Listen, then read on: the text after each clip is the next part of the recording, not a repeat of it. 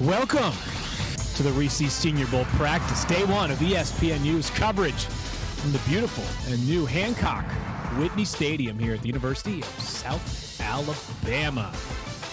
Got a bunch of big players taking the center stage here, including Ian Book, winning his quarterback in Notre Dame's esteemed program history, looking to make his mark, as is Sam Ehlinger, the former Texas quarterback, looking to catapult after a solid finish to his career. Najee Harris, one of the Heisman finalists, perhaps the best running back in this year's draft class. And then Patrick Jones, coming off a strong career at Pitt. Pitt well represented this week at the Senior Bowl, both on the field and here on our set.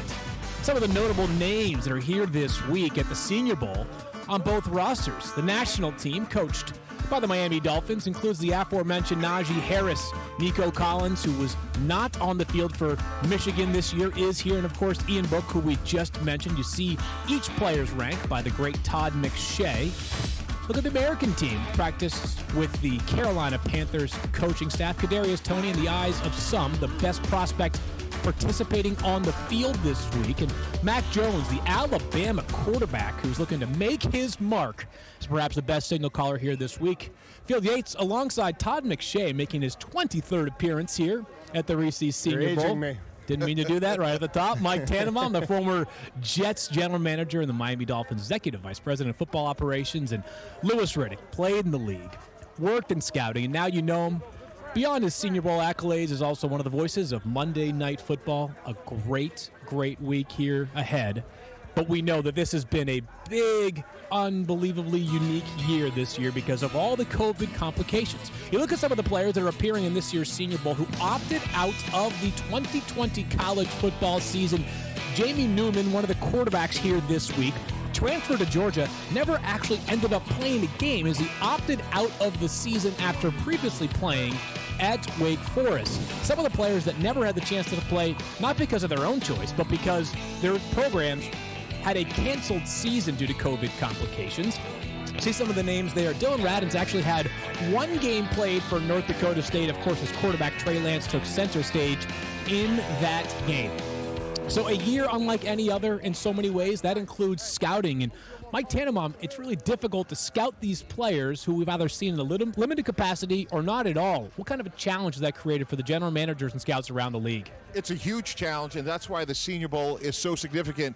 Ordinarily, we'd be down here and say this is the start of the off-season process, but with the NFL recently announcing that there will be no combine, it becomes even more important, and that's why we have all 32 teams here that are going to be talking to the players really for the only time they'll have them in person.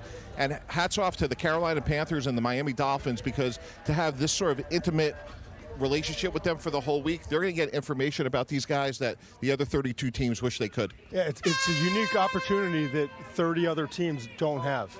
And talking to scouts, they've been stuck in their rooms just like the rest of us.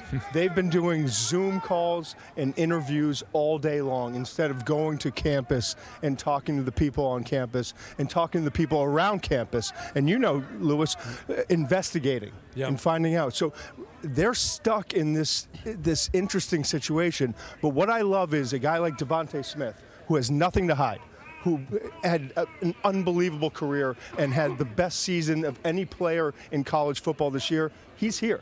Yeah. He's here and he's practicing.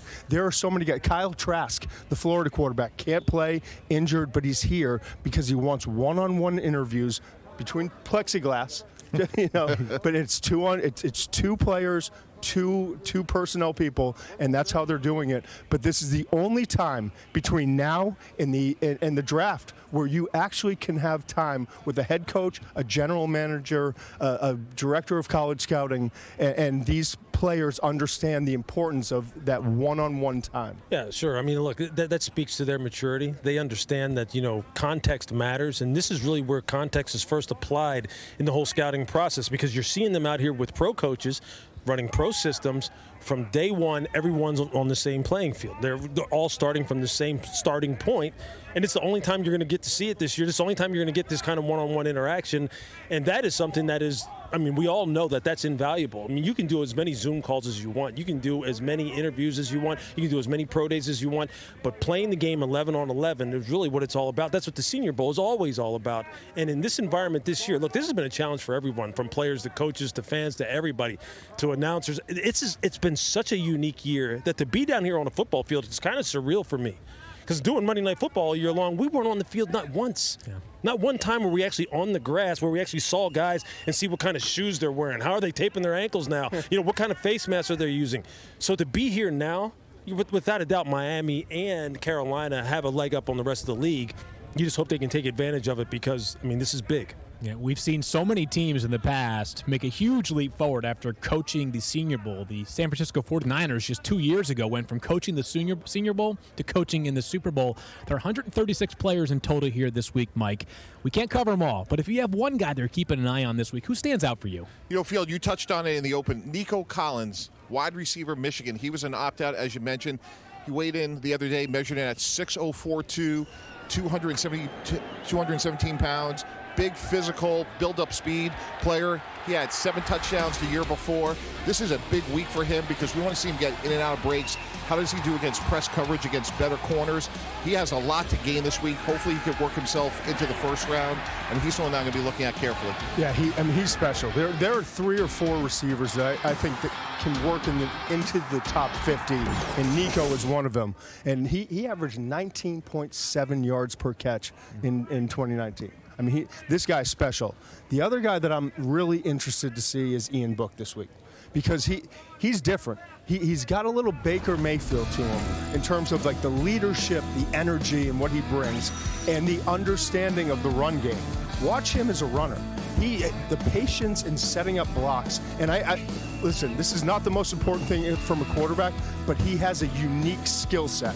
Then he's able to scramble and extend plays. And you're going to see here, if it's not open, he's able to understand where the pressure's coming from and then get 7 to 10 in addition to, what could have been a 7 to 10 yard loss.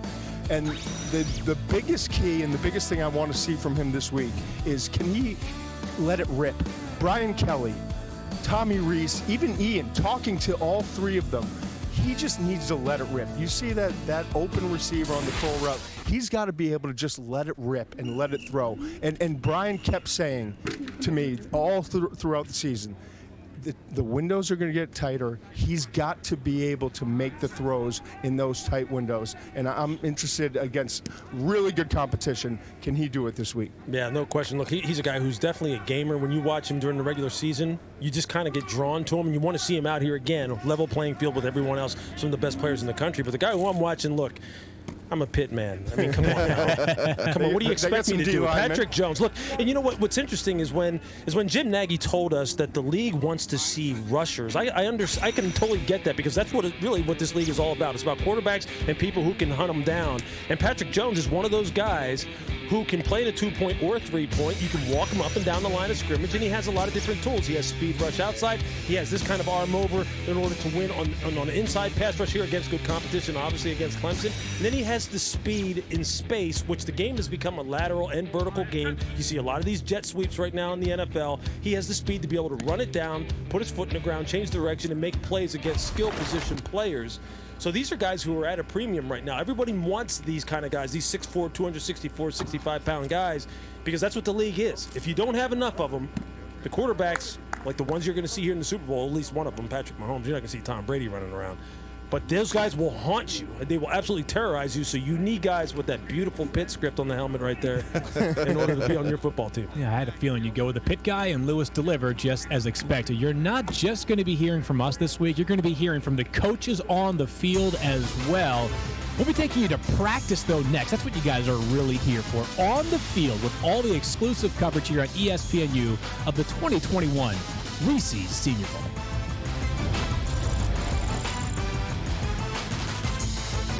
Yeah, you too. How's everything?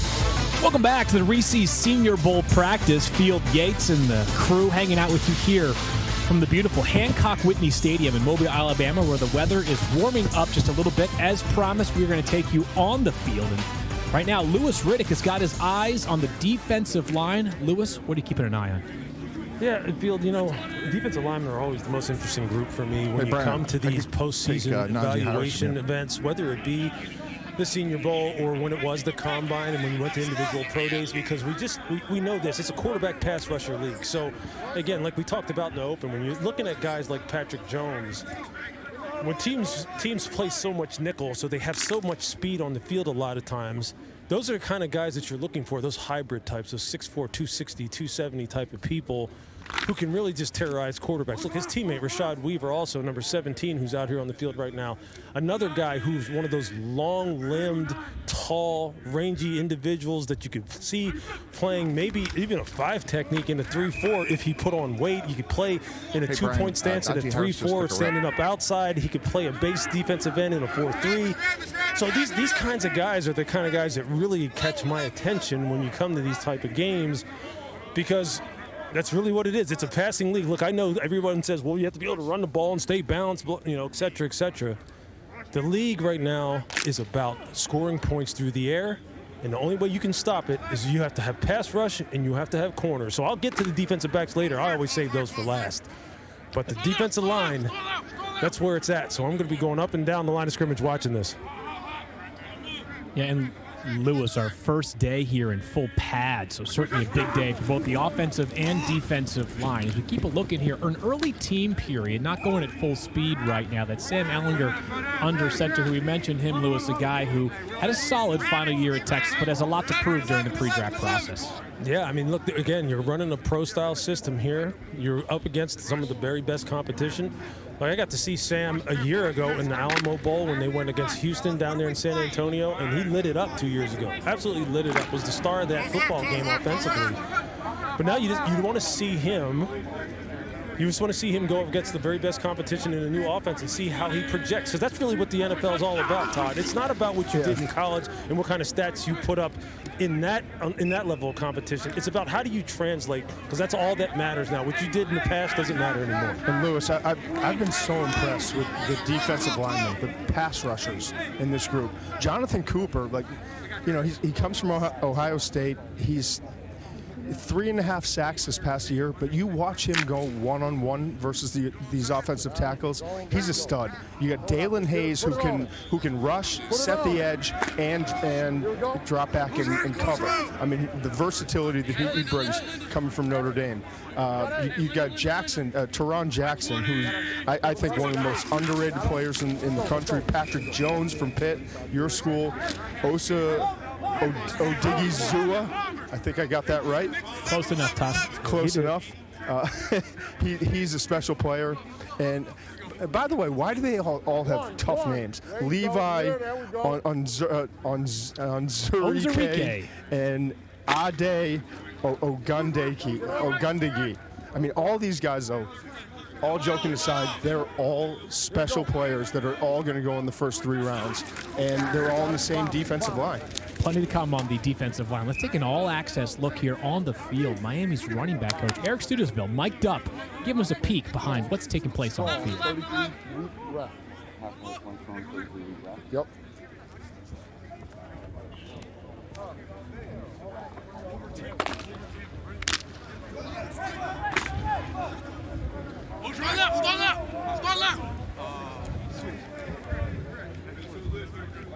What is that? All right, give it to him. Yep. Here we go. Kings. See the sticks here. See the sticks. 3rd and 4 now. 3rd and 4, all right? So see the sticks. Okay. All right, so you got 3rd and 4. We got Kings personnel. All right, it's half left flank, 60 switch, X drive swing. Left flank, 60 switch, X drive swing. Okay. I got you. Go ahead. X drive swing on one arm. Nice. So we got Najee Harris here. Najee Harris is really remarkable that he's even here this week. He has nothing to prove. He was the best player on the field after Devontae Smith in the national championship game. He's a 3-down back at our level. He can pass protect, has great hands, and he's out here not even 100%. It says so much about his character, and I know a bunch of teams have noticed that. So he was a first-rounder coming in here, and just him practicing guys, to me, he's going to be probably the first running back off the board and maybe the top half of the first round. 60 spin, comeback run. Okay. Left 60 spin, comeback. Yeah, you got the spin on. You got the spin on the left side. You got the seam and the comeback to the right, and then you got the back checking underneath. All right. Half left, 60 spin, comeback run.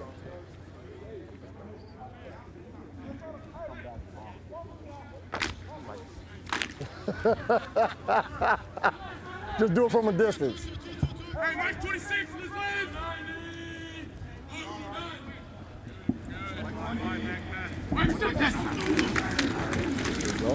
Okay, you take to the back. To the back. There you go. Nice, nice. You good? Huh? No. Converge versus pressure cloud, right? Okay. Pressure cloud, he's gonna take that and take that shot. That's one of our shots, Donnie. You with me? Here we go. Regular. Okay. All right, here we go. Let's go 0, 42 Mike, kill, 154 go. Kill, 42 Mike, kill, 154 go. 0, 42 Mike, kill, 154 go. Yep. There you go. You know what I always love about these install type of periods is obviously it's setting the tone for practice. You're going ahead and you're rehearsing the plays that you're going to run during Skelly, during 7-on-7, and during team, and during whatever situations that you're going to run. And from a coaching staff perspective, you're seeing who immediately right away can take it from the meeting room now and apply it in an 11-on-11 situation, albeit not at full speed, but you're seeing who has the recall right off the bat to be able to now put it into practice and actually use it in a game type of situation, again, in a walkthrough type of tempo. That's what, look, the NFL is all about that also. It's about smart football. It's about not making mistakes, being where you're supposed to be. Bill Belichick, do your job. And this is the ultimate test for these guys. This is the ultimate live test for them. Running a system that many of them have never heard of before, being asked to remember verbiage that many of them have never heard before. Many of them have never even been in a huddle before from an offensive perspective. So just think of the type of demands that are being put on these young men. But that's what makes the NFL so great. Only the best of the best can make it, and that's what we have here. All right, so as you see, these teams are transitioning between periods here. They have moved from a little bit of a walkthrough tempo, stretching will be coming up soon. But our coverage here, the Reese Senior Bowl, is competitive, who love to play, and who are team first.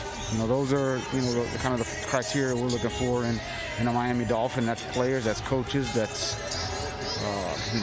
medical staff, weight room staff. That's everybody, and I would say in these first couple of days, there's quite a few guys who fit that criteria. Devontae Smith was here yesterday, the Heisman winner from Alabama. Watching practice, did you have the opportunity to speak and work with him? And if so, what's he like? Yeah, I mean we've had some conversations, and look, he's obviously a very talented player, a very productive player in college, and someone who's I think is going to have a very good NFL career.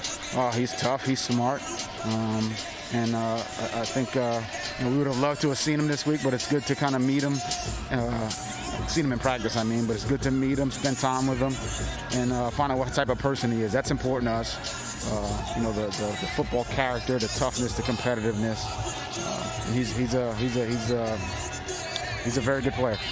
Thank you, Coach. We look forward to watching this practice. Thank you. Now, all eyes looking for Devontae Smith, the Heisman Trophy winning wide receiver who is here in Mobile, as Flores mentioned, not able to practice because of that finger injury suffered during the national championship game. I'd say his on-field resume might speak for himself. But, Quint, another update from on the field, a player who a lot of people are keeping their eyes on in the wide receiver class, a little bit banged up. That's Sage Surratt from Wake Forest. Yeah, Sage Surratt injured his left ankle during that last period, came over to the sideline. They're retaping both ankles right now. He's nice height, good-looking player out of Wake Forest. You go back to 2019, he put up, in 9 games, put up over 1,000 yards, but he opted out this year. He did not play this fall. And that's the case with a lot of these athletes. And you wonder about soft tissue injuries as the intensity here in practice picks up, whether it's hamstrings or ankles. So Surratt right now having his ankles retaped, part of a brother tandem. His brother Chaz, a linebacker for North Carolina, the first I can recall in recent Senior Bowl history. You got a pair of brothers here auditioning for the NFL field. Yeah, certainly all eyes on these players who opted out and staying healthy during this week, having not played football for over a year for many of them. Hey, Todd, all eyes every week of every Senior Bowl are going to be on the quarterbacks. What are you keeping an eye on for these three that are taking part on this national team roster? Yeah, it's really an interesting group. You look at Sam Ehlinger. He's Tim Tebow without the circus, really. I mean, he's high character, tough, physical, great running short yardage, will do anything to get the first down, but he's got to learn how to anticipate and make throws in an NFL style. Ian Book is a great runner too. I've covered 5 of his games in the last 2 years, and I love the way he carries himself on the field, his competitiveness, and just the energy that he brings. He's kind of like Baker Mayfield, just like he sparks the team, but he, again, inside the pocket has got to learn how to anticipate throws. And then Felipe Franks, who transferred from Florida to Arkansas, has done a lot of maturing. He was immature early at Florida, and we all saw it on tape or just even watching games. He really came into his own in Arkansas this past season, but the inconsistency with his ball placement and accuracy is what's holding him back from being a top 3 or 4 round prospect. So I think we have 3 guys who are going to be mid-round prospects. I think Ian Books is probably the most intriguing of all of them because of the success he had this past season. Yeah, I think those quarterbacks on day 1 of practice yesterday, Todd, were about as advertised based off of your descriptions. Let's keep everybody on the field here. More all access, this time courtesy of Dolphins defensive backs coach Gerald Alexander. Good, find the angle first. Oh. Good, Steve, check down there on the hash. Here we go, shuffle agilities, let's go. Opening that direction. Opening that direction. Compete, cover ground. Try to touch him, man, that's how fast I want you to go. And we going that way, Keith, here we go. Go.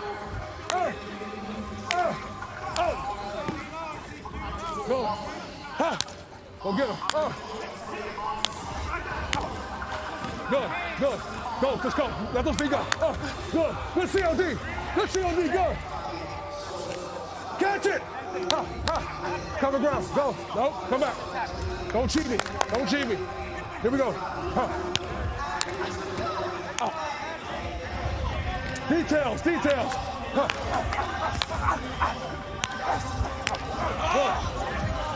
You go, Church. Finish it. Come on.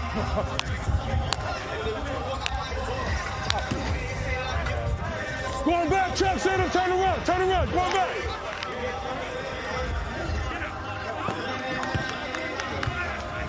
Mike, we're going to have you put the general manager hat back on here as you are evaluating this drill. What is Gerald Alexander looking for from this footwork drill of these defensive backs for the national squad?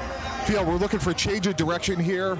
We want to see what kind of flexibility you have in your ankles and your knees. Obviously, you want to stay low. You don't want to have any false steps. Obviously, at the end of the drill here, Field, you want to see what kind of ball skills they have. The ball's coming in fast when they turn.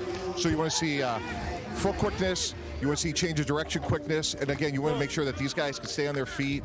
And short area quickness is obviously the most important job of a DB, but ball skills is actually another great way to start breaking ties when you start having corners or safeties that are clumped together on a board.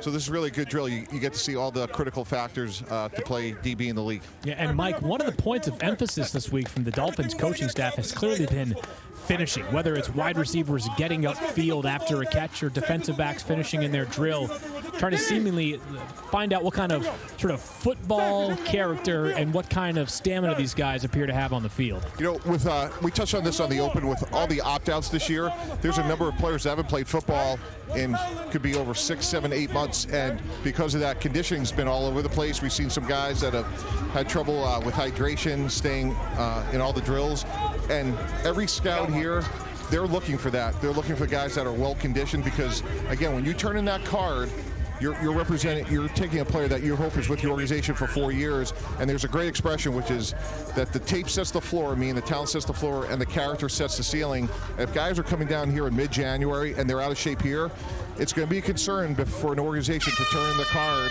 If a guy really loves football, if he can't stay in shape for 6 months, imagine what it'd be like to be out of football for a year. And Mike, how about Najee Harris from Alabama? Like he has nothing to prove. There's no reason for him to be out here competing. His ankle was a grapefruit about 10 days ago. And his agent was calling and talking to Jim Nagy, the director of the Senior Bowl, and saying, we just don't know. And then Najee called Jim and said, now you're talking to me. I want to compete. I want to be here. I can't do every drill, but I'm going to do everything I can. And he's here, and it's impressive to watch. I mean, this guy came back for his senior year. He didn't have to do it. He could have been an early second-round pick. Now he, in my opinion, is the #1 running back in this class. And it's because of the competitiveness and the toughness that he has shown throughout the year. And the fact that he's competing here, to me, it's special. We've got several more editions of Todd's mock drafts to come before the draft begins on April 29th, but he has, Najee, cracked the first round in both your and Mel Kiper Jr.'s initial mock drafts. Lewis, you just can't quit these defensive linemen. You're down there watching them work the bags. Yeah, you know why? Because, look, I mean, there's a ton of great receivers in this draft. Obviously, quarterbacks always drive ratings, whether it be in college or in the pros. But, look, the big men, there's a reason why, like, typically, if the scouts were allowed down here on the football field in mass, they'd be standing down here because these guys are, I mean, it's where it's at. Rushing the passer is the hardest thing to do on a football field, without question. It's the hardest thing to do, both from a stamina standpoint and from a skill technique standpoint. And these guys down here, I mean, that's what they're doing. That's what they're working on now. All the kind of things that lead to you getting to the quarterback. Get off, pad level, quick hands, hip flexibility, knee flexibility, ankle flexibility, change of direction, and stamina. How many times can you go through these drills and keep your pace up? I mean, we've already talked about the fact that you want to see what guys have come down here ready to go in football shape as much as they possibly can be. Although there's nothing you can do to simulate what you're going to do here in terms of your training. That's a direct one-to-one correlation. You have to come down here and go through it in your football pads. And the guys right now who you see have more staying power than others, they obviously catch your attention. And look, D linemen, these guys are, I mean, it's interesting looking at them. And Jim, again, talked about this, Jim Nagy, the guy who runs the Senior Bowl. He talked about the fact that the NFL wanted to see more pass rushing types here because that's what the league is going to. Now, that doesn't mean you don't have to stop the run in the NFL, but you do need pass rushers. And there are some good-looking athletes down here. There's some guys who you know are used to getting after the quarterback. And that's why it's so fun to watch these guys, because they know they play a big part in the success in the NFL. Yeah, Lewis, you mentioned how there's more pass-rushing defensive linemen. They say the new saying in the NFL is your base defense is your nickel defense. And the defensive linemen make life easier for those linebackers. Let's get an all-access listen from the Dolphins linebackers coach on the field. Lock, pink, jet. We're going right. Lock, pink, jet. Here we go, shotgun. Big shit. Lock, pink, jet. All right, cross shed. Pink left, shed right. Pink left, shed right. Lock, pink, jet. Good. Lock, pink, jet. Good. Lock, pink, jet. Good. Come on, Baron. Come on, Baron. Lock, pink, jet. Good job. Top, peek right, shed left. Peek right, shed left. Lock, peek, shed. Good. Lock, peek, shed. Better, Hamilcar. Yep. Lock, peek, shed. We're get some violent ass shit going. See the lock. Give me a violent lock and a violent shit. All right? The best you got. Lock, pink, jet. Yeah. shadow. Come on, shot. Don't worry about it. Let's go. Left, peek, chest. Good. All right, we're up over here.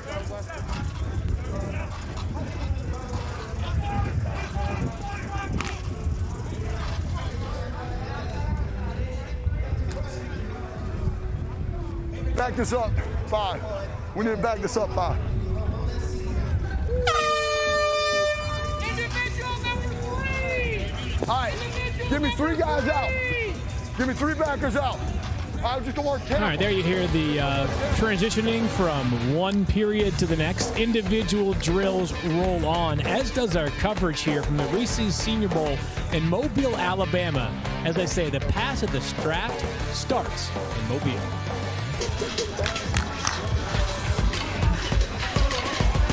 Catch a terrific women's college basketball matchup tomorrow night when number 4 South Carolina will be in Starkville to take on number 21 Mississippi State at 7 Eastern on ESPN as well as the app. It's Dawn Staley's Gamecocks, who are currently 7-0 in SEC play, taking on the Bulldogs, who are 3-3 after losing their last 2 conference games.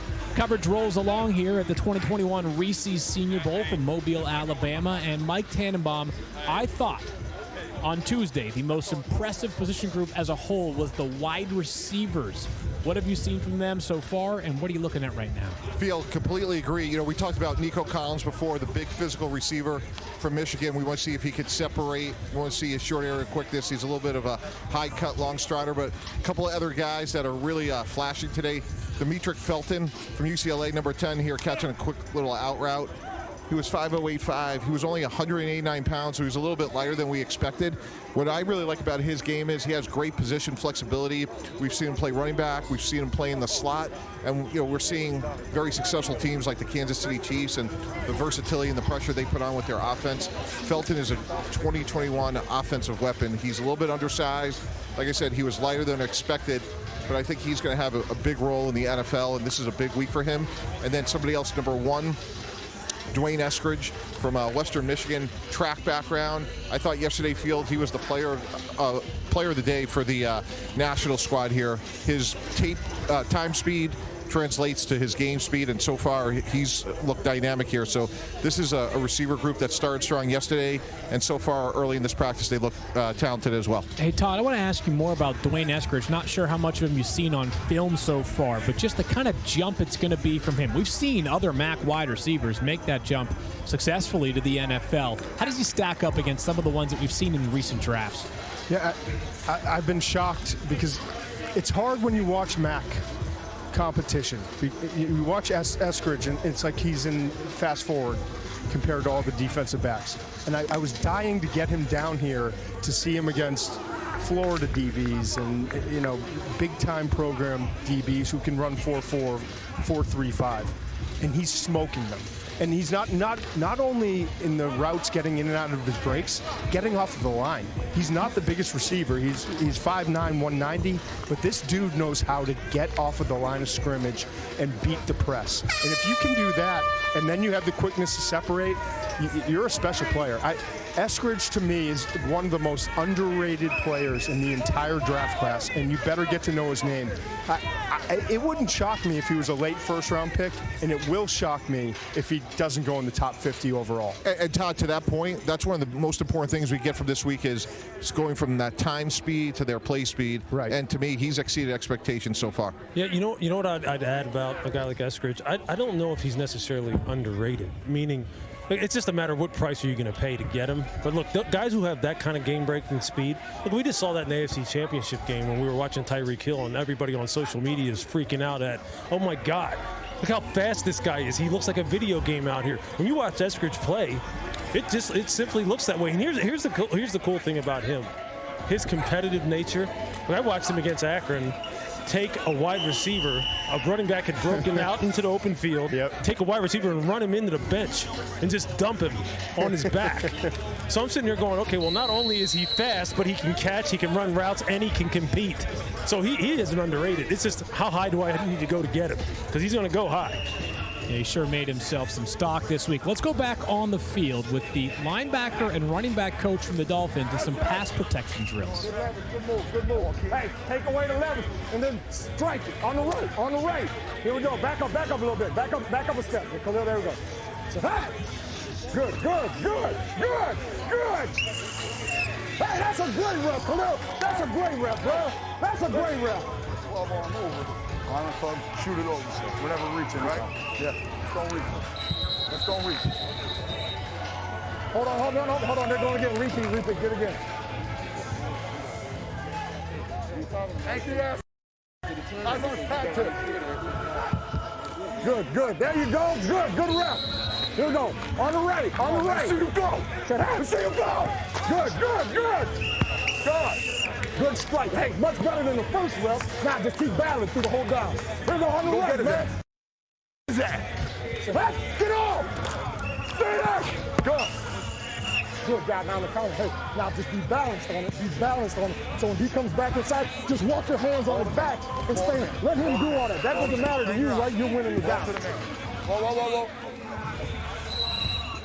Here we go. You go, that's me, that's not you. On the right. Here we go, on the right. Ball. Ball in. Good. Hey, get loaded. Everybody should be push and roll. You be 80-20. Great job. On the right. Come on, Khalil, work it. Nobody should be picking a front foot up. No one. Good. That's how you're going to get on top of it, right? Just a little too quick with this. You with me? Opening that gate for him right here. Try to go here, and widen him just to keep him out of the pocket. You don't got to push him, watch. Make sure we're set up here. Here we go.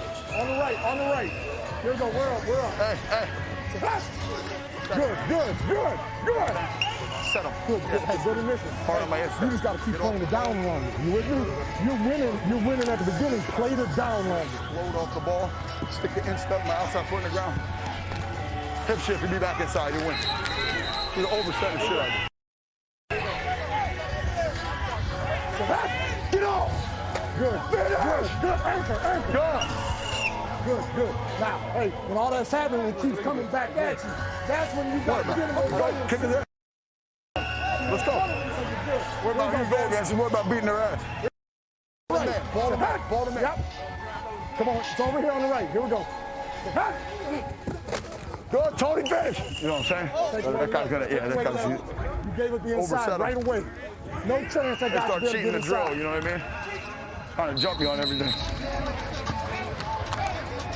All right, here we go. Good. Finish tough. Good job. Good rep. And then what happens? It starts battling. All of a sudden you just sit. Okay, now you got it. You with me? Here's how we work. Yeah, Lewis, I think people watching this drill right now may be thinking to themselves, this is borderline a clean sweep from the linebackers against these running backs. But what are you actually evaluating in this drill, and what can we be gleaning from either side? Well, I will tell you this, Field. I would disagree with you. That's what it may look like, is what I would say. Yeah, no, I mean, I'm telling you, no question. Yeah, I didn't mean to say it like that then. Look, the running backs here, these guys are competing. Let me tell you this. Look, Ramondre Stevenson from Oklahoma is about as good as you could possibly draw a running back up. I mean, his power, his base, his lateral quickness, his ability to stay in front of pass rushers. I mean, he's making it look easy. I mean, the coach is saying, great job. Like, yeah, that's what I do. I mean, and being able, and here he is taking a pass rep here. Now he better prove me right. He's 246. That's it right there. Did you see that right there? He can catch it and he can block. I mean, that's perfect. It's absolutely perfect. When you look at how this kid is put together, I mean, every time he comes back, all the other good job, dog. Good job, because they can't say anything, because that's what he's doing. He's getting great punch. He sinks his rear end, quick feet. He wants to do it, and I'll tell you who else wants to do it here. Look, Khalil Herbert from Virginia Tech, right? Virginia is competing his rear end off too. Another guy who's staying in front of everyone that's going up against him. He's punching them square in the chest. They're not pushing him back into the pocket. And we know, we hear it all the time on broadcast and when we're watching NFL games. Running backs can't play unless they can play on third down. You can't play unless they can play on third down. And on third down, it's going to be about pass protecting, Todd. Because as we know, the quarterbacks are the money makers, so the running backs are the last line of defense, and these guys are showing out right now. Yeah, and I'm so impressed that these guys are here competing. I mean, in a normal year, you probably are not going to get Ramondre Stevenson or Michael Carter, Trey Sermon, who can't even practice, but he's here, Najee Harris from Alabama, who can't do every drill, but he's doing the non-contact drills. They're all here because they know they have an opportunity to talk to scouts, talk to general managers, talk to the decision makers one-on-one for the first time, not on Zoom. And also just to show what they can do. And this is the most competitive running back group that I've ever seen in 20 years of doing the Senior Bowl. I mean, both sides. This group right here, I mean, you're talking about Najee Harris could be the first overall running back taken. Carter's going to be somewhere on day 2. Stevenson's going to be somewhere on day 2. I mean, these guys are big-time stud running backs, and they usually don't show up at this game. And it says a lot about the year, and it says a lot about Jim Nagy and his ability to recruit players and to sell them on the opportunity to come here and really to show their skill set. Few drills during the week of the Senior Bowl get the masses more excited than one-on-ones between the offensive and defensive linemen. Mike, you're down there taking an up-close and personal look. What are you seeing so far from the big boys? Yeah, this is a really competitive period and really well coached, and this is one of the most important drills all week for O-line, D-line coaches to evaluate. And we're going to see Creed Humphrey right here from University of Oklahoma, wrestling background, really good rep right there. Anchored, short set, has good knee bend, strong hands, good punch. And this is really a good group. When you look at some of these other guys, more from University of Cincinnati, former defensive lineman, looks like he could be a starting right tackle. Right in the middle of the line right now, you've got one of the great stories of the Senior Bowl, Quinn Mainers, who comes from University of Wisconsin-Whitewater, a D3 powerhouse program, but not too many Division III prospects making it to the NFL level. And Todd, you know, you're going to have to be dominant on tape to be a D3 player making it to the Senior Bowl in the first day and a half. This is a guy who not only has held his ground, but has brought a ton of energy. He's got nastiness to him. And our friend Mike Golick Jr. certainly likes the way that he dresses up. He's got kind of the Ezekiel Elliott half jersey thing going right now.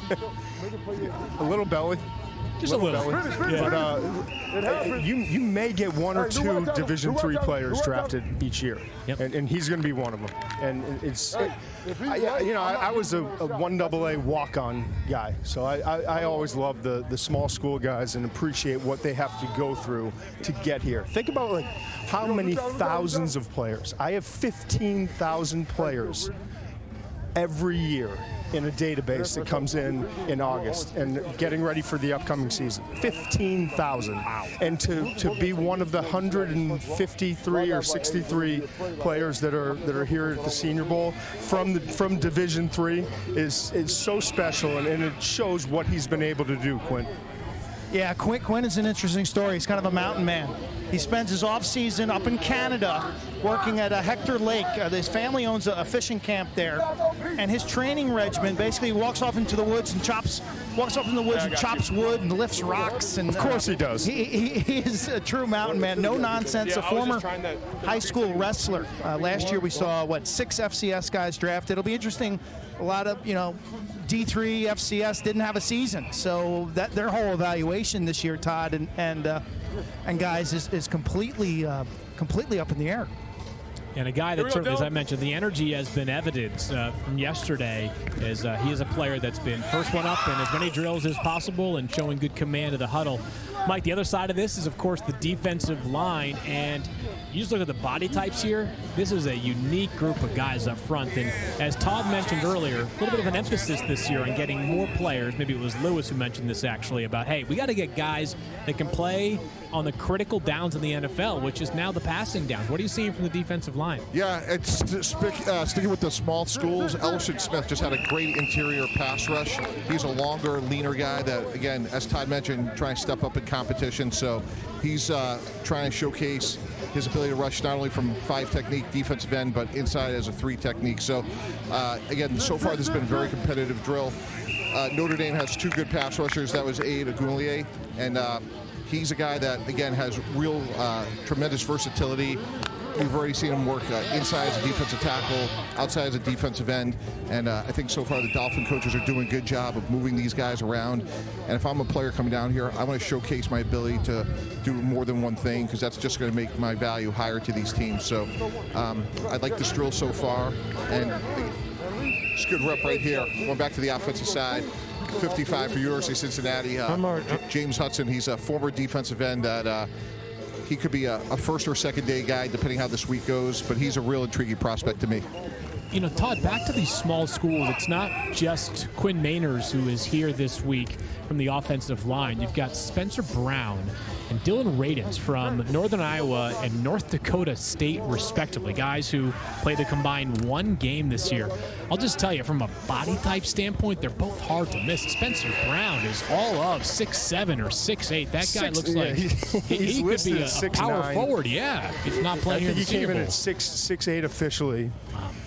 He's got long arms. I mean, he's a guy who he played 8-man football in high school and just kind of, you know, he didn't know the game. And so he wound up going to a smaller school at Northern Iowa. But you see him and the ability that he has. I think he's going to be a day 2 pick, Spencer Brown. People have no idea who he is. Northern Iowa, I get it. Squatting 600 pounds, benching 500 pounds. Grew up on a farm near a town of 1,400 people. I mean, he's just off the radar, right? But now he's here in Mobile, and he's one of the 136 players that are here, and he is showing that he belongs here, and it's really special to watch.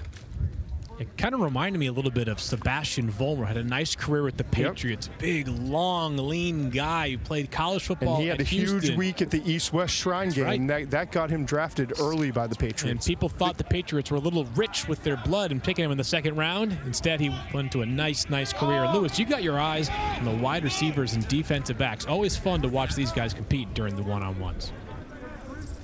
I finally got a chance to see Nico Collins take a rep, and look, those guys who have that kind of physical range as far as their height and their speed and their strength, and then their ball skills down the field in the contested catch situations, it really makes it unfair for a lot of us ex-DBs and present DBs. Because this guy, he's just big. You know, I'm standing right behind him right now, and I'm going, look, back in the day, as I like to say, as we all like to say, and I consider myself a pretty big DB. We didn't see too many big wide receivers. I mean, there was Michael Irvin, Jerry Rice. I mean, those guys were playing back then. But I mean, this young man is, look, he's different. He's special, and he's giving these defensive backs fits. And then when you go up against a guy like Eskridge, who's a totally different body type, different kind of movement style, you can just see just how important it is to have cover guys. And I'm not just talking corners. I'm talking safeties as well. Because teams will just spread you out and try and go empty and try and get your safeties matched up one-on-one on the inside against some of these guys who either have the great speed or great ball skills, and they'll just tear you apart. Lewis, at the beginning of the broadcast, we were talking about the challenges of COVID, especially for these players that opted out, which includes Nico Collins. Yeah. So, using him as sort of an example, how would you characterize the challenges the teams are facing this year and evaluating players that this week may be the only time they've played football since the fall of 2019? Yeah, I mean, you know, some of it's going to be, look, everybody likes in scouting, they like a body of work. The bigger the body of work, the more comfortable they feel as far as being confident that they're not going to be wrong in their evaluation. And when you only have a snapshot in 2020 of the Senior Bowl, you go, man, you know, I just wish I had more. I wish I had more time. I mean, you see Eskridge right here, and, you know, just, you know, let me break off my point here real quick. You see how fast he separates in the middle of the field when defensive backs are playing him outside leverage, and he just runs across the field. I mean, how many receivers do we see in the NFL who can do that? I mean, you see Chris Godwin do it from the Tampa Bay Buccaneers. You see Tyreek do it. You see Mecole Hardman do it. That's what the league is about. That's why Eskridge, I don't care what level of football he played in college, he's going to be in high demand. But as far as Nico Collins getting back to him, I mean, it's going to be a little bit of a projection, right? You're just going to hope that you don't miss on the man, meaning who is he as a person what kind of football character does he truly have? What kind of passion for football does he truly have? How invested in the game is he truly?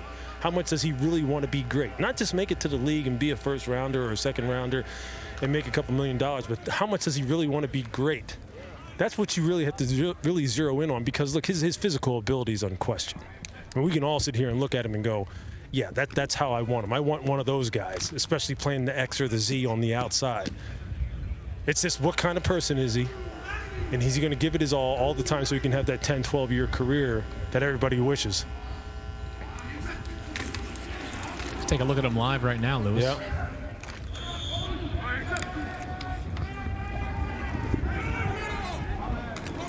Now, you see that, okay, first of all, he chews up ground immediately coming off the line of scrimmage. And the defensive back's playing off, but he sort of squatted on him. But you see him, he's able to get his hips down, get out of the break.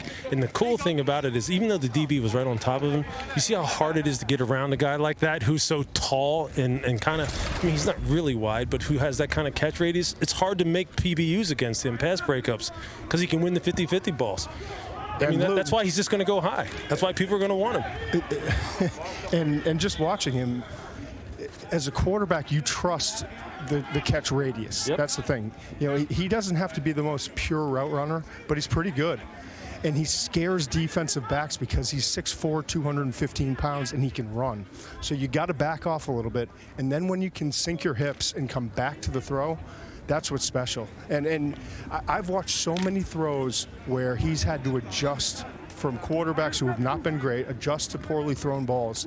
And at that size, the ability to adjust late to throws, the body control that he has, that's what makes him special. I think he's one of the best 5-6 receivers in this entire draft class. And we're talking about a class with Jamar Chase, Devontae Smith, Jalen Waddle, a lot of really good receivers. But I think he's up there, even though he didn't play this past season. Yeah, the cool thing about receivers, and when you're putting together a receiver core, is that you want a little bit of everything. You want the shorter, faster, quicker guys. You want the tall 50-50 guys on the outside. Eskridge, and we got a chance. Exactly. I mean, yeah, exactly. You have a great look at it right here as far as the difference in body types and skill sets. Although Eskridge, you can put him on the outside like a Deshaun Jackson or like Tyreek, and he'll rip you out there too. It doesn't really matter.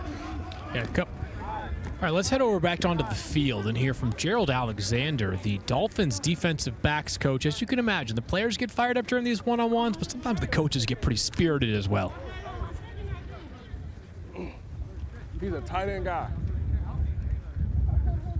Here we go, kid. Put your hands on him, baby. No, don't do that. Don't do that. We ain't got to do that.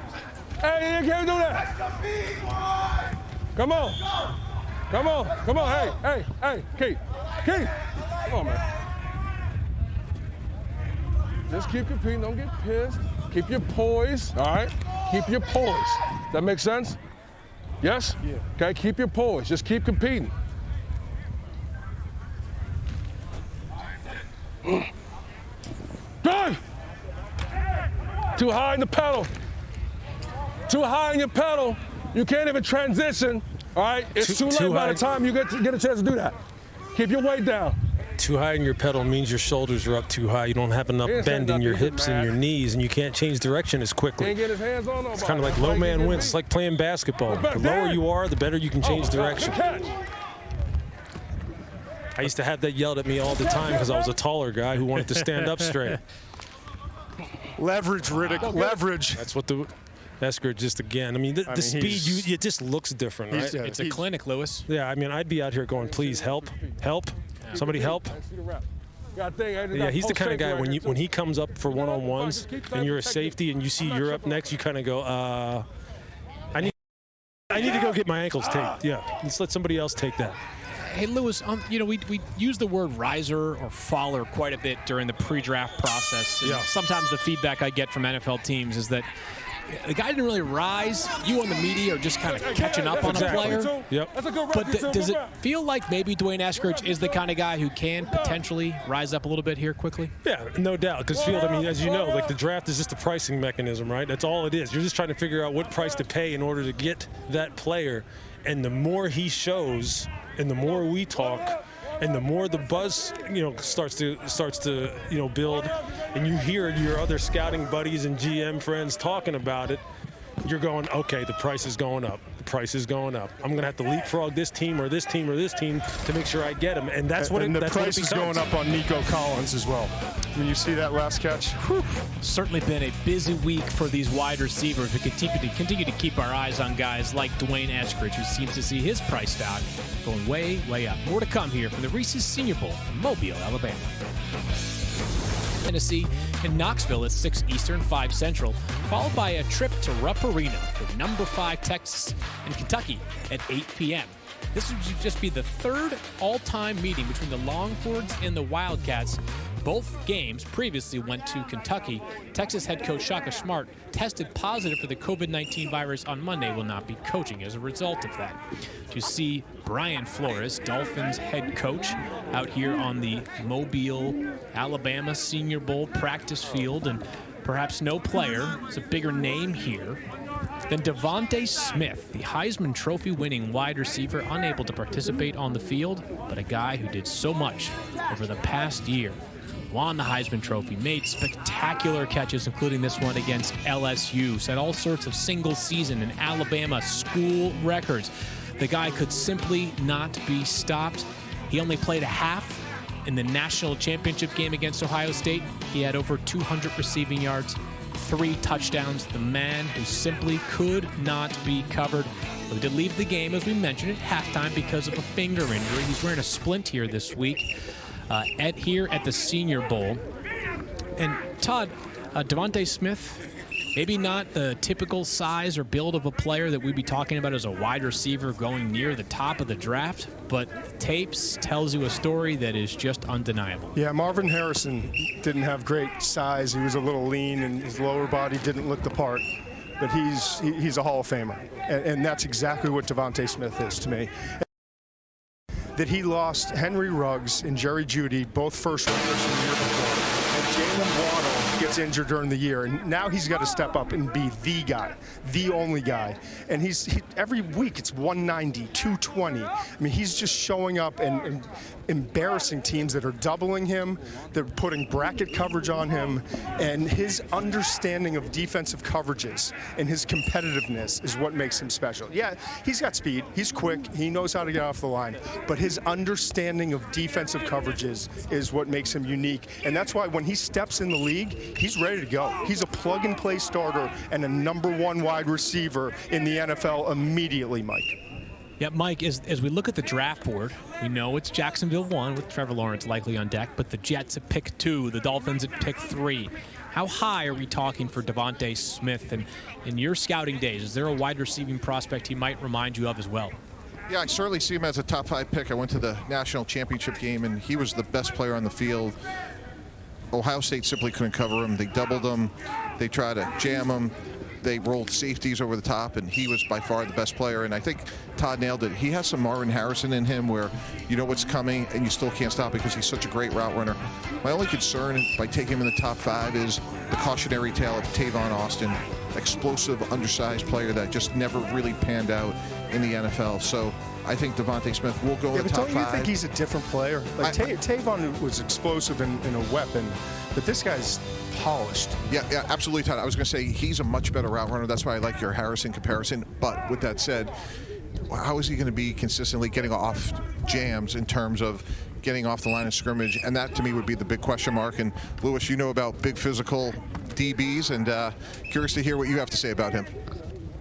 Yeah, you know, I don't look at wide receivers, you know, as far as having concerns about them like you may have had 10, 15 years ago as far as getting off the line of scrimmage, because quite honestly, not many, there's a few teams that really jam up wide receivers and really stress that kind of thing, but for the most, you really want to get a wide receiver off the line of scrimmage in the NFL nowadays, you can by formation variation, and simply, you know, a lot of teams just don't emphasize it. So I'm not concerned with that, you know, as far as Devontae is concerned. He is just a very, very skilled route runner that really came from a very pro type of system that Coach Sark was running at Alabama, it looked a lot in many respects like a lot of the stuff that Kansas City does as far as how they really set things up for him. And he excelled at all of it, whether it be inside or outside, short routes, intermediate routes, contested catch situations. He can do it all. He'll be just fine. He is going to be a very, very, very good player. You got to love the nickname for Devontae Smith as well, the Slim Reaper. Of course, he did not weigh in here at the Senior Bowl, but a guy who's got some muscle to put on here onto his frame, but the guy just simply lives in the end zone. More to come here from Hancock Whitney Stadium, the site of the 2021 Reese's Senior Bowl. 21 Mississippi State at 7 Eastern on ESPN, as well as on the app. Don Staley's Gamecocks are 7-0 in SEC play. Meanwhile, the Bulldogs are 3-3 after losing their last 2 conference games. We're back here at the 2021 Reese's Senior Bowl. Field Yates, Louis Riddick, Todd McShay, and Mike Tannenbaum. And Louis, you've moved on from the defensive line to the offensive line. What are you catching on, or what are you taking a look at over there with the one-on-ones? Yeah, man. I mean, this is where it's all. This is where games are won or lost all the time down here in the trenches, and that's what we're trying to see right now. Is who, from an offensive line perspective, when you know that pass rushers are playing pass, obviously, here, so you don't have the benefit of play-action pass. They're just coming off the rock and trying to rush the passer. You just want to see guys and their ability to move their feet, and basically, as the late, great Howard Mudd used to say, how good are they at staying in front of the pass rusher? That's really what pass protection is. You can break it down technically as much as you want, and there are a lot of technicalities to it, but Howard used to say, look, I don't really care what it looks like as long as you stay in front of a guy, and that's what you want to see. You want to see feet. Rusher perspective, you want to see a multitude of different moves that they can go to. Not just bull rush and power all the time, but can you get on an edge and work your hands, move your feet, dip your hips, counter, and continue to work and work and work. Because as I said earlier in the broadcast, rushing the passer is the hardest thing to do in the NFL. It's undoubtedly the hardest physical thing to do in the NFL is rush the passer. And do it again and again and again and again. You know, Louis, when you're watching these offensive linemen in these one-on-ones, one thing we have to remind ourselves is that, you know, in a game, there are some moments where maybe a left tackle's on an island by himself, but especially for these interior guys, you know, how much can you actually simulate what's going to take place on a snap-in and snap-out basis, and how does that change the context of your evaluation? Well, you're talking about from an offensive lineman perspective? Yeah, the offensive line. Yeah. How hard is it to evaluate some of these one-on-ones for the interior guys who might be getting help every single snap, as it were? Yeah, I mean, well, you know what it'll show is the cream will rise to the top as far as the athletes who are playing those positions here at this game. Meaning, you know, obviously the offensive tackle in this situation, they stand in there to try and give some body presence and make it look realistic for them, but eventually this becomes you one-on-one. And quite honestly, with the way some 3 techniques and some defensive tackles rush the passer nowadays, I mean, they widen you out so much to the point where they're trying to get you on an island. So you need offensive guards that are athletes. So you're going to be looking for them here. Just how good are they? And this is a good indication of it. Well, let's take a listen in to who actually once played in the NFL, maybe played in the Senior Bowl himself, a South Carolina standout, now the Dolphins offensive line coach. 8-7. Cool, we're going to have you get push pull. You want a left tackle after Ely? Yeah. No, you already got one. Remember, you mix it up. Oh, yeah. Keep showcasing yourself. This is a showcase. Yeah. So showcase what you can do. Yep. NFL hashes. NFL hashes.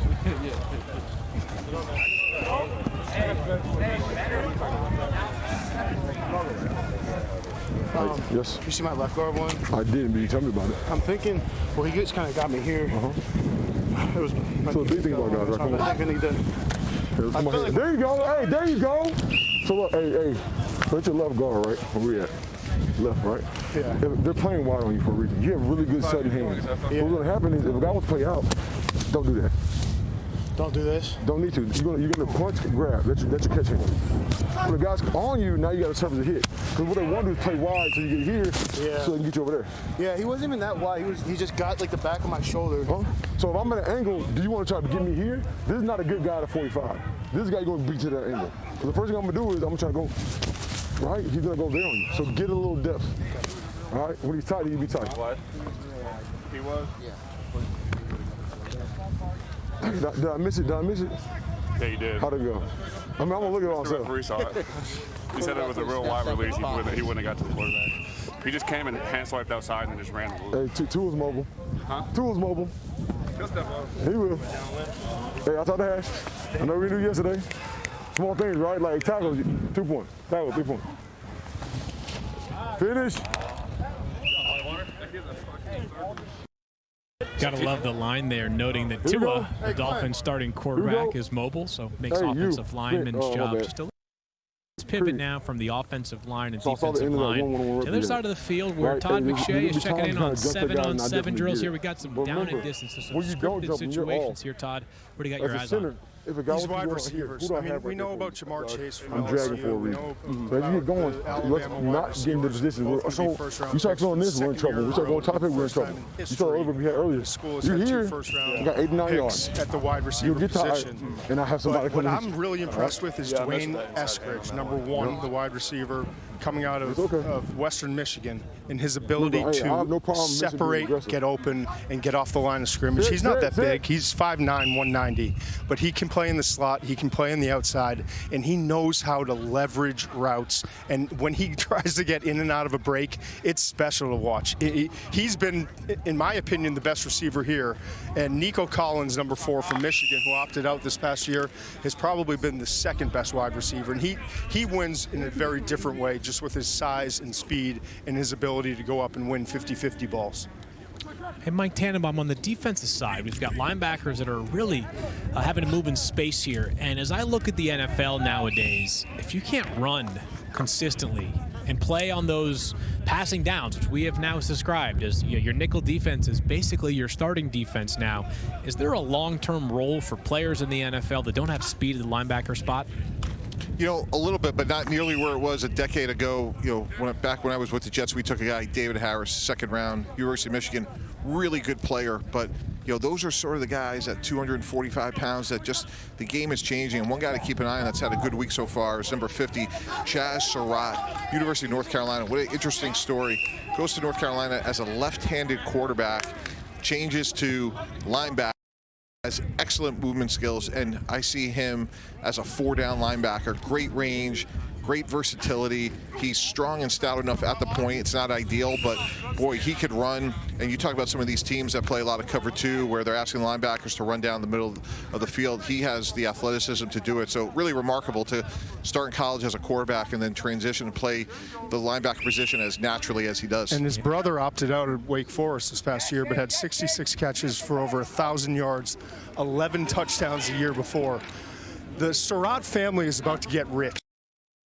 Both of these guys are going to go in the first 3 rounds, and it's going to be a special, probably day 2 of the NFL draft for the Surratt family. Hey, Todd, speaking of getting rich, one guy that's been throwing the ball to Surratt, Sam Ehlinger from the University of Texas. Yep. You know, some people have compared him a little bit in terms of the athleticism he has, but I'll tell you what, he's throwing the ball well. One of the things I was really looking forward to, and speaking to a couple teams coming down here, how can Ehlinger throw the ball outside the numbers, 20, 30 yards down the field? And so far, be it 1-on-1, now in 7-on-7, he's really thrown the ball well, and he has a ways to go to even catch someone like Ian Book, let alone the first-round quarterbacks. Right. But he's thrown the ball well, and his accuracy and arm strength has been better than what I expected. As a day 3 pick, you bring in Ehlinger, and you're bringing in a guy who loves football, who's been through a lot in his life, lost his father, just cares so much about his teammates, is so competitive, tough, physical, can run, has the arm, but has to be more consistent with the anticipation throws. And that's basically the big difference between him and some of the top quarterbacks. But Ehlinger is a guy I would bring in and love him in the quarterback room, develop him, and feel great about him as the number 2 quarterback down the road. And Todd, the other thing about him, given the athleticism he has, that will buy him time to work on his accuracy down the field. A little bit like what we're seeing with Jalen Hurts at Philadelphia. You know, Lewis, every position matters in scouting, but it feels to me like at the Senior Bowl, you can really get better intel on quarterbacks, and it feels like these guys sort of see their stock drive. You know what, though? Before I ask you more about Sam Ehlinger, Lewis, why don't we get right into the 11-on-11? What do you see in here? Sam Ehlinger under center for the national team. Well, actually, just to start with, seeing Sam Ehlinger under center is good for him. You know, so many of these guys are in the shotgun. It's not natural for them to do that. Candidly, all quarterbacks struggled yesterday. We saw a number of false starts. But the fact that he's under center is really good in the evaluation process. So far, he's been able to do that naturally. So Ehlinger getting the first reps under center for the national team. They got 3 quarterbacks who will rotate through. And, of course, Ehlinger, Ian Book, and Felipe Franks from Arkansas. Taking a look in here. Very pro-style offense that we're seeing for these guys.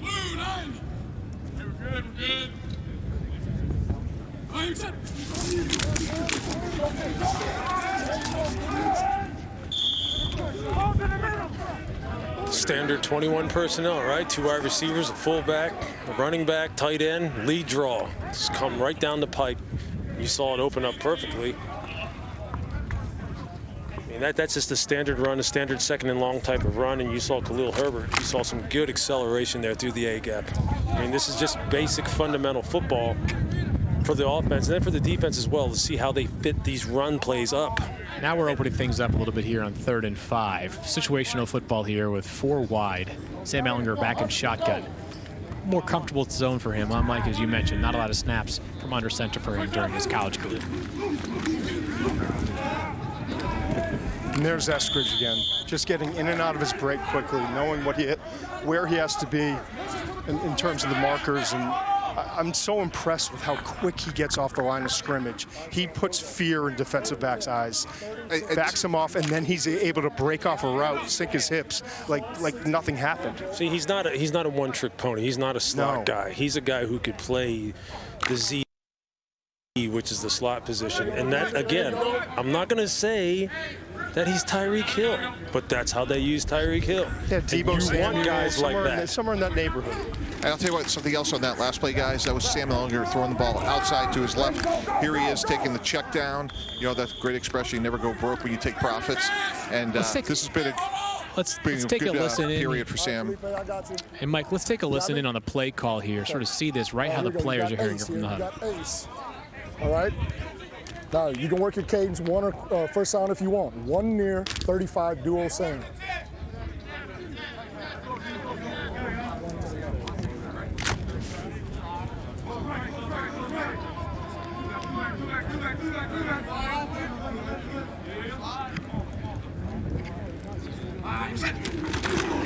Get out of there.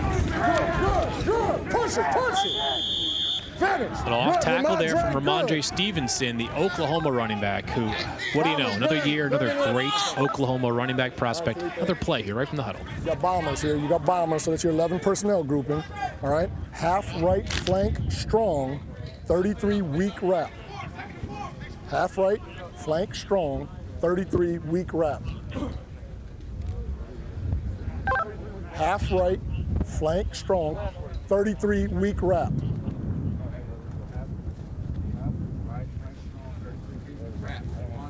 Play clock is ticking right now. So, potential RPO. Felipe Franks now in the quarterback.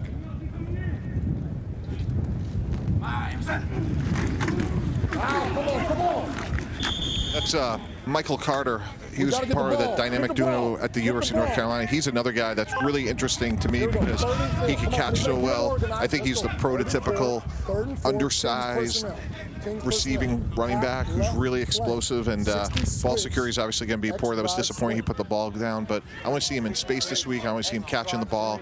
He has a chance to really show teams that he could be a 3-down back, and let's see what he can do as a returner as well. I got to spend some time with him. He comes from a military family. He loves the game. He's got a pro mentality, so mature, and you root for those kind of guys.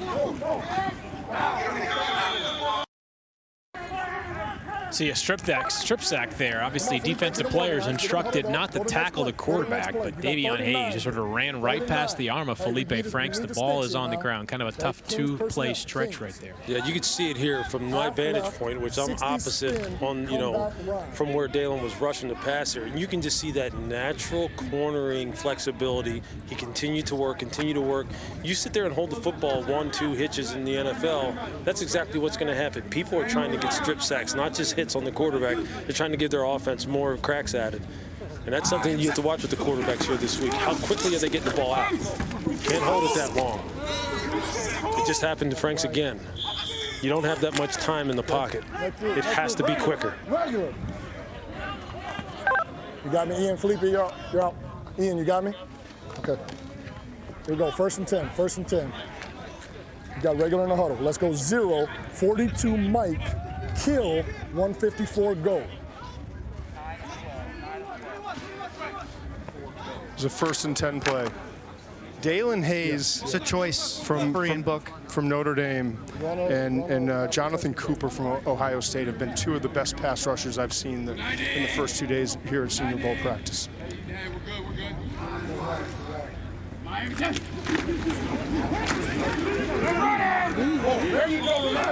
You know, one thing about Stevenson from Oklahoma, guys, he's really separated himself because of his physicality. You know, we've talked a lot about the undersized running backs, Carter from North Carolina.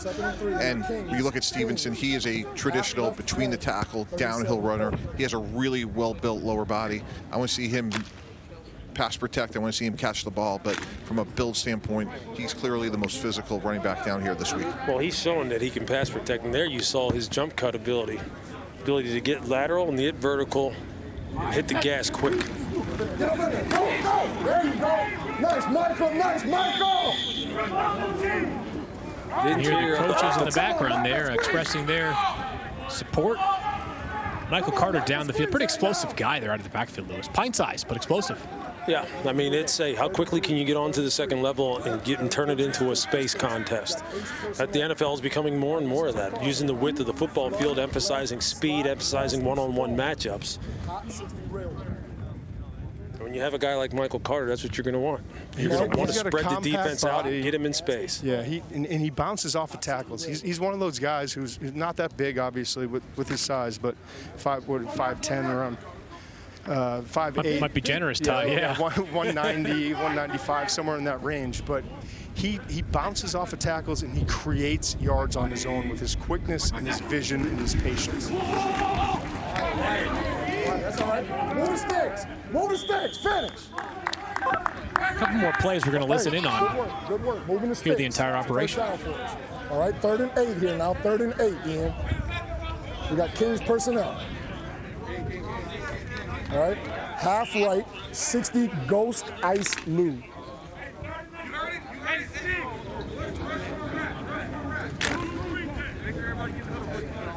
Tight end's a look here. First look is the tight end, 88, right side of the formation. Make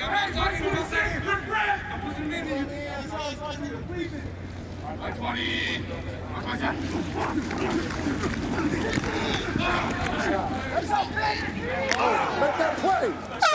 That's real good defensive execution right there. Strong safety played outside leverage on the tight end, trying to run the out route, couldn't get to it, tried to throw the ball down the right sideline. Cornerback, perfect position, makes the PBU. See, it's not always about offense. It's not always offense. It's great execution on the defense. Brian Flores will be happy about that. Probably not a surprise to many to see the defense a little bit further along early on in the week than the offense. All right, so the team period has wrapped up, but practice is still rolling along here from Mobile, Alabama. Our ESPNU draft coverage of the 2021 Reese's Senior Bowl. We'll be back in just a minute. Another full day of college hoops this Saturday, culminating with a pair of Big 12 SEC Challenge contests on ESPN as well as on the app. First, it's number 15 Kansas, number 18 Tennessee in Knoxville at 6 Eastern, 5 Central, followed by a trip to Rupp Arena for number 5 Texas and Kentucky at 8. This will just be the 3rd time that the Longhorns and Wildcats have ever played each other. Both previous meetings went to Kentucky. So we're back here at the 2021 Reese's Senior Bowl from Mobile, Alabama. Hancock Whitney Stadium is the venue. First year in this wonderful, wonderful brand new stadium here, and a good day. Little cloudy here, but we got the warmth that we were hoping for during this week, and really enjoying seeing all these teams, or all these players, I should say, on both the national and the American team continue to improve their draft stock. The national team on the field right now we have the Miami Dolphins coaching staff guiding the way for a team that includes the likes of Najee Harris and also Devontae Smith. But time now for us to head over to Quinn Kesnick, who is interviewing a man who's very much important this week as the executive director of the Senior Bowl, Jim Nagy. Jim, first of all, congratulations. Everyone's here. Everyone's safe. How'd you pull this off? Well, I didn't pull it off. Our Senior Bowl team pulled it off. It took a lot of work. You know, we did a lot of research. We had to get to the point where we could pull it off safely for the players and the teams. And once we got to that point, it was full speed ahead. And there was obviously a lot of changes to all the formats. You know, everyone testing before arrival, everyone testing every day while they're here. You know, players in single rooms rather than roommates. They're just all across the board changes, but we really felt compelled to make it work this year for these players and for the teams that haven't really been exposed to players all fall.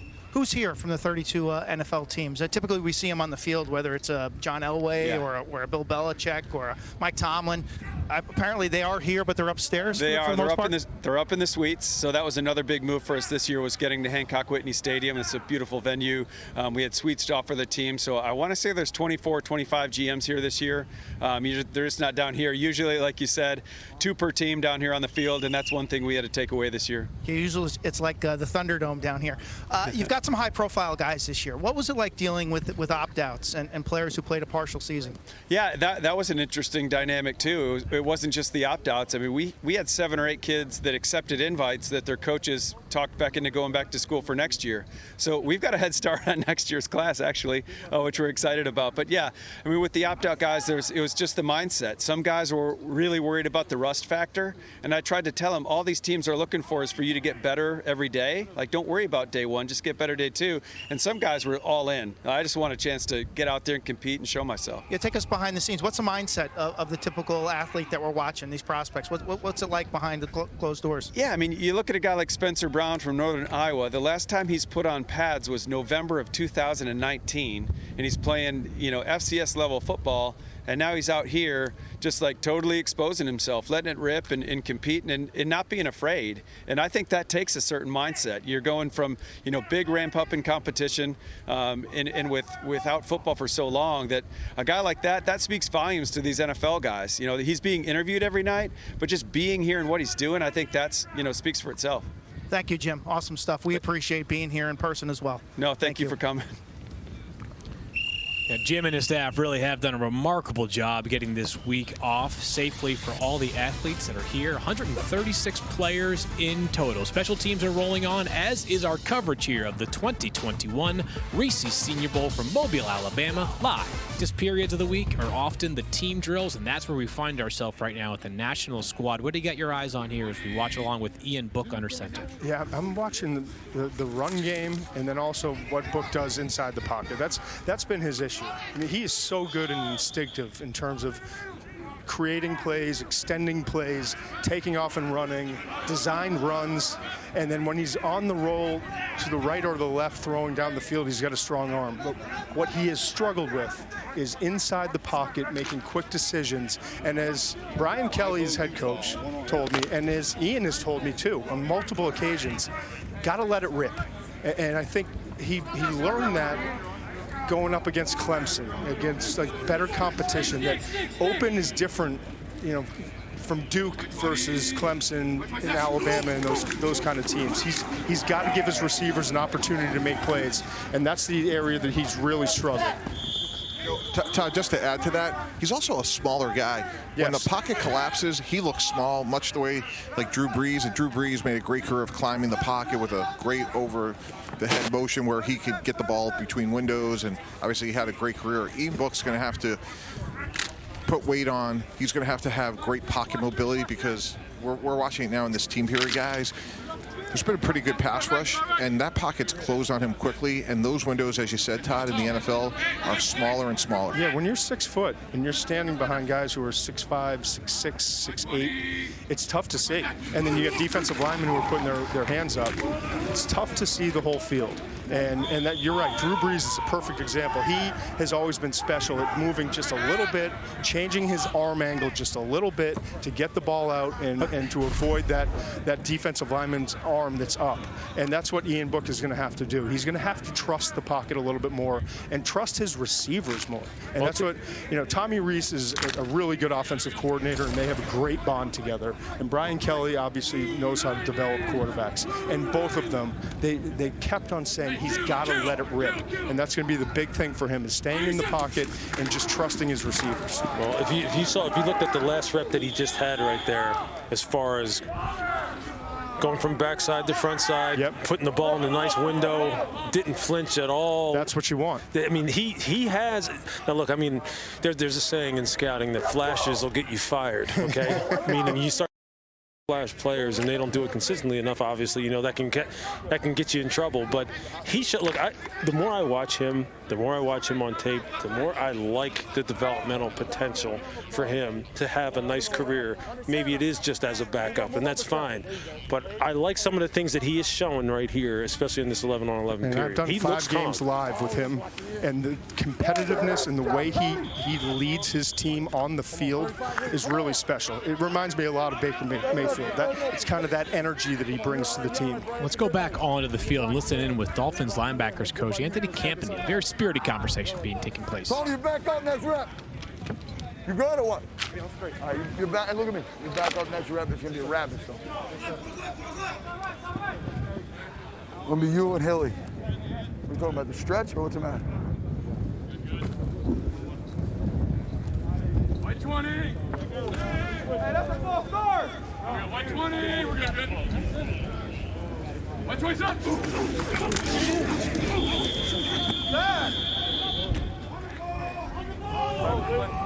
Hold on, we're gonna reload this time.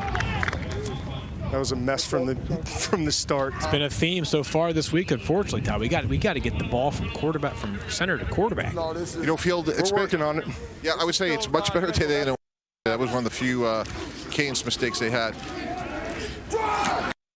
Boys, finish!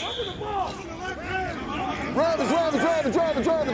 Yeah, this is a great opportunity, guys, for Sam Ehlinger this week. I'd really like to see him drive the ball down the field, outside the numbers, 30, 40 yards down the field, because marking his game. Can he do that consistently in these team periods? Look, we don't know in game situations how many opportunities he's going to get, but the last couple of years, guys like Daniel Jones, Justin Herbert, they excelled during the week at practice. They got better, and this is, again, a great opportunity for Sam Ehlinger. All 32 teams here all have the same question about his game. This is a good chance on about 3rd and 12.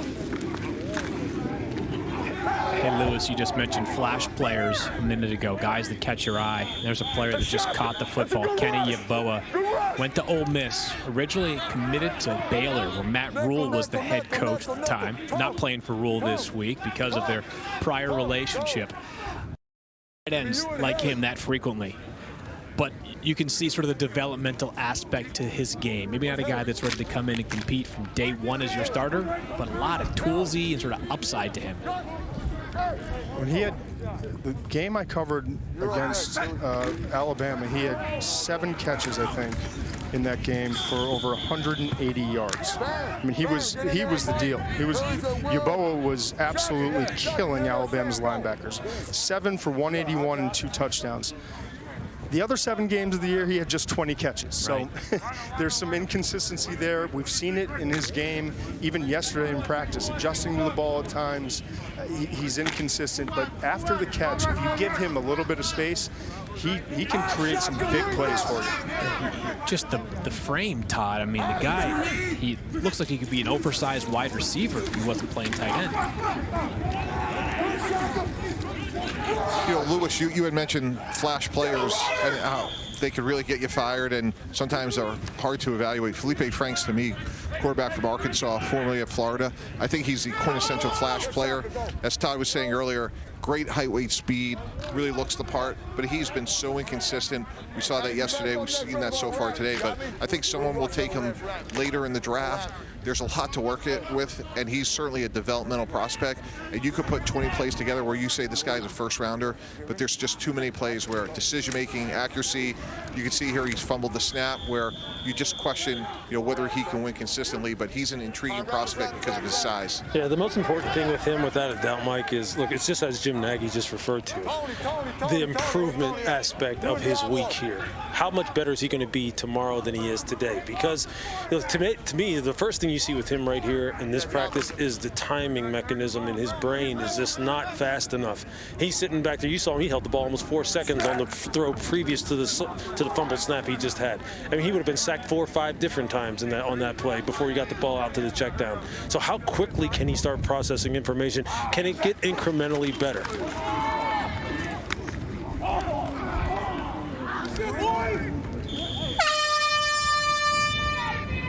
Team period wraps up here as the national team moves towards the field goal period. A little bit of special teams work as the best of the best in terms of the specialists are here this week in Mobile, Alabama. As you see, Felipe Franks, one of 6 quarterbacks participating on the field this week.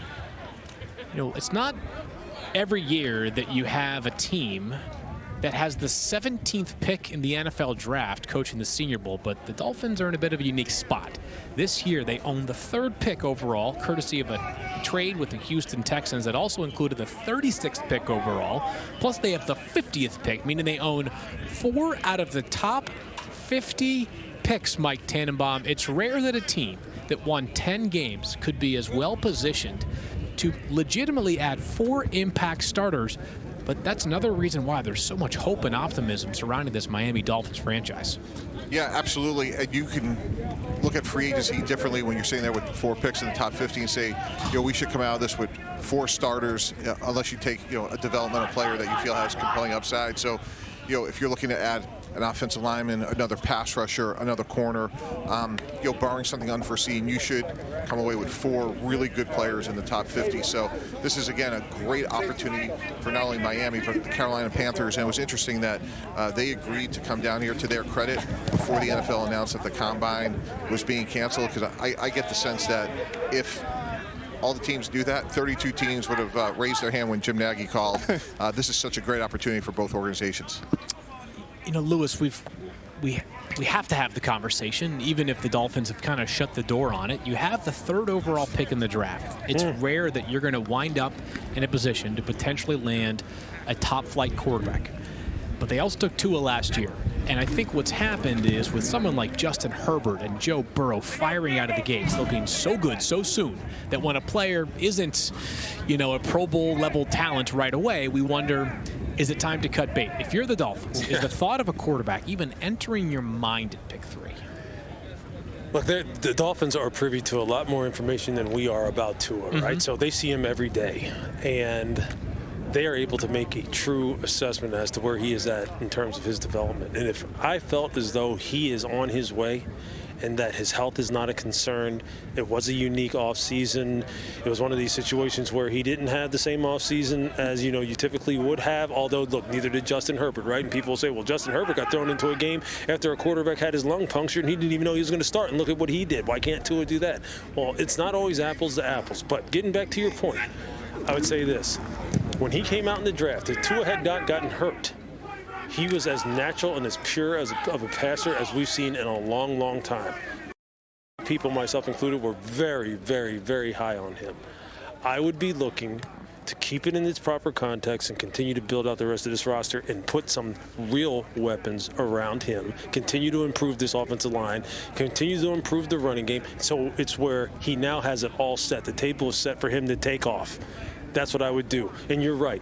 The way in which we evaluate quarterbacks has been hyper-accelerated now, where if you're not throwing for 400 yards and 4 touchdowns in your first game, he's a bum. Get out of here. Get someone else. Draft another one. And that's just the way it's become. And quite honestly, it's irritating because it really is doing these players a disservice. And we know, look, it's just not fair to the young man. I would be wanting to be patient if everything was pointing in the right direction. I completely agree. And you know what? Maybe some familiarity from Alabama. Why, if your wide receiver, Devontae Smith, is sitting there at number 3, why not bring in the guy that was the most consistent weapon for him for 2 years? The guy that, won the national championship. He was on the backside when he made that throw, that big time throw to the left side. The guy that in the biggest games always showed up. And the guy this year, even without Tua, when Jalen Waddle got injured, was averaging about 170 yards receiving per game after Waddle got injured. He just took over. He's a leader. There's consistency there. There's a rapport there. To me, that makes an awful lot of sense. And if it's not wide receiver, then Penei Sewell is the best offensive tackle in the game in this year's draft, and I would bring him in. But to me, you stick with Tua. Tua's going to be fine. He needed a year to develop. He still was not 100%, even though everyone wanted to make him 100%. But you got to put guys around him to give him a chance to have success. If it's not Devontae Smith, then I think Sewell makes a lot of sense at that number 3 pick. Well, put it this way. The Dolphins have a good problem on their hands as the owners of the number 3 overall pick in the 2021 NFL Draft. And 4 of the top 5. The Reese's Senior Bowl practice is brought to you by Reese's Peanut Butter Cups. Back here, the Reese's Senior Bowl, and the Pro Bowl may look different this year, but the NFL players will still be recognized during the NFL Pro Bowl celebration presented by Verizon. You'll get an all-access pass featuring the game's biggest names and brightest stars Sunday at 3 Eastern, noon Pacific on both ESPN and ABC, as well as on the ESPN app. And a reminder, this spring, for the 42nd consecutive year, ESPN will bring you the NFL Draft. Coverage begins Thursday, April 29th on ESPN and ABC with many of the names you hear these Senior Bowl practices being called out by Commissioner Roger Goodell. All right, we've had great action here on the field so far. Let's take a listen to some of the best from the national team's practice.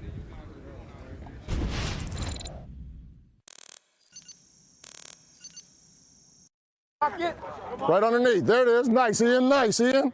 Here we go. Here we go. Nice job. Nice job on that. Huh? Hey, work the progression. Showed right in front of you. That's a good picture. Get up in there. Right in there. Yep.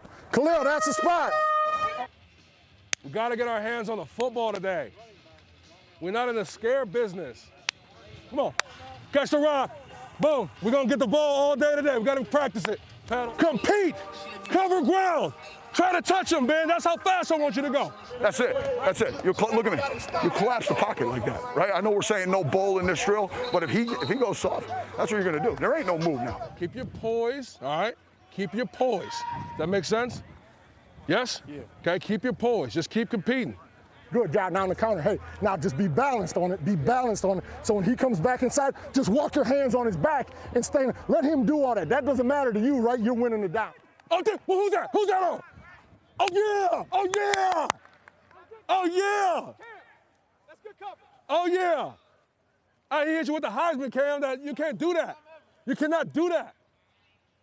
That's illegal. You got one-on-ones again. How'd you guys like that? I liked it. I enjoyed it. Call competition. It's like Mr. 40-40 here, right? If I keep practicing the same drill, that means when it goes to game time, what happens? It feels like normal. It feels like normal, though, you know? It was a real wide release. He wouldn't have got to the quarterback. He just came and hand swiped outside and just ran the move. Hey, Tua's mobile. Huh? Tua's mobile. Good stuff, He will. Always good to see Nick Saban taking in the sights and sounds. Not too far of a drive from Tuscaloosa down here to Mobile, Alabama, site of the 2021 Reese's Senior Bowl. Just another national championship for the greatest college football coach ever by many people's standards. Let's hand out some arbitrary hardware of our own here for Wednesday's practice. Lewis, which player most impressed you on the field today? Easily Dwayne Eskridge from Western Michigan. Look, his versatility as an inside-outside wide receiver that can play all 3 positions, along with his speed, his ability to get off the line of scrimmage clean, his ability to get in and out of breaks, his hands, his home run ability, his competitiveness as far as being a blocker. Look, he has it all. Those kind of guys are scary. Again, I can't emphasize this enough. We saw how much people during the AFC Championship game were freaking out over how fast Tyreek Hill looked. I'm not saying Dwayne Eskridge is that fast, but he has special speed that makes defensive backs go, look, man, I don't know how much I want of that all day long. And so he is going to be a guy whose name is going to be called a lot sooner rather than later once the draft rolls around.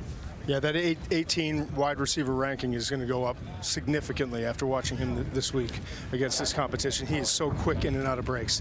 The other guy that really has stood out to me is Michael Carter, the running back from North Carolina. And I know he's not that big a back. He's 5'8.5", He's 199 pounds, but he runs low to the ground and he can get in and out of cuts. And you watch him in pass protection.